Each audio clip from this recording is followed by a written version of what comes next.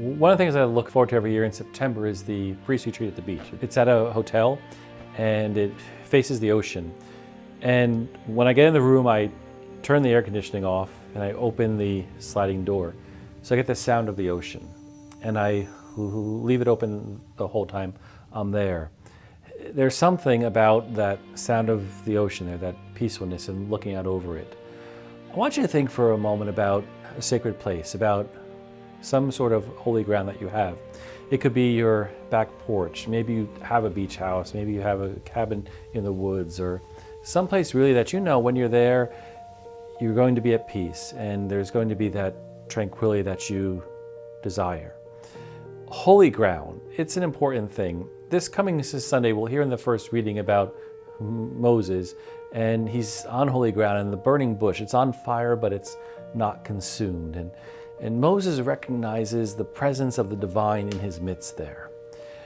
How do you discover God in your own life? And do you have those places that you go and you just know that it's different and that you can better come to know God in that place? One thing that Lent is supposed to help us do is to discover God anew in our life.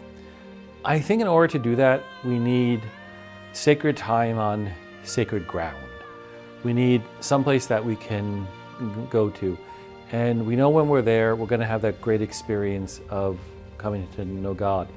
Whether it's a special place that you go to on vacation or someplace you go to every morning, we have to be able to get away from other things, even if it's just for a couple minutes each day. Think about how many things you compete with in the course of your day, with the responsibilities that you have, with everything out there on social media, with TV, with the busyness of life kind of passing you by. Lent's call is one of retreat a little bit.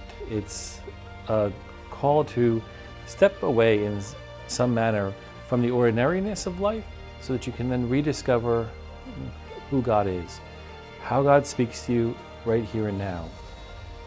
I really challenge you this week of Lent to walk on holy ground, to find that place or to appreciate anew the place that you do have, where you can recognize how God is trying to speak to you here and now.